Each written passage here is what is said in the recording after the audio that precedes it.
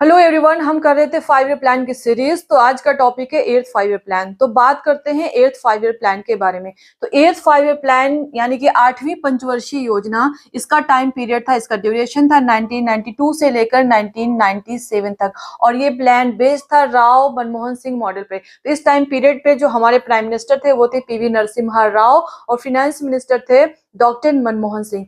तो अगर आपने 7th 5 ईयर प्लान पढ़ा है तो आपको याद होगा कि 7th 5 ईयर प्लान हमारा ओवर हुआ था 1990 में।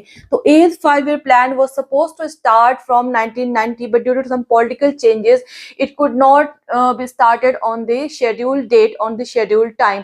तो कुछ पॉलिटिकल चेंजेस की वजह से हमारा 8th 5 ईयर प्लान जो कि 1990 से स्टार्ट होने वाला था, 1990 से स्टार्ट नहीं हो पाया, इसको 1992 से स्टार्ट होना पड़ा। तो वो पॉलिटिकल चेंजेस क्या थे? अगर आपने पढ़ा होगा तो आपको पता होगा कि और prime minister Rajiv Gandhi was assassinated in 1991।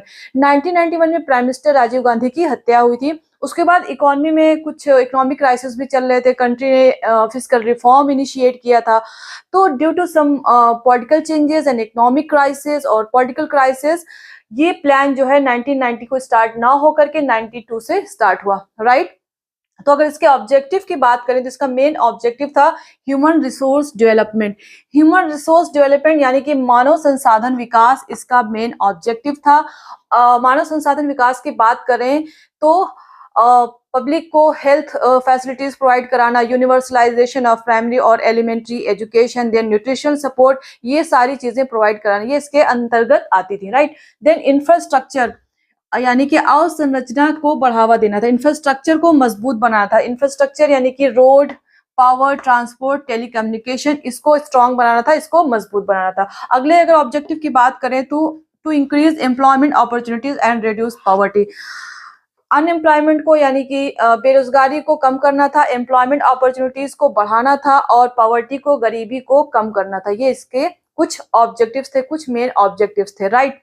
तो इस प्लान का टारगेट था 5.6% जीडीपी ग्रोथ रेट अचीव करना, बट इस प्लान ने अचीव किया 7.8% ऑफ जीडीपी ग्रोथ रेट। तो ये प्लान ओवरऑल एक सक्सेसफुल प्लान था।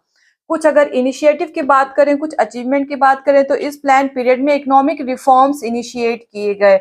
इकोनॉमिक रिफॉर्म्स, आपने एलपीजी के बारे में सुना होगा, लिबरलाइजेशन, प्राइवेटाइजेशन, ग्लोबलाइजेशन।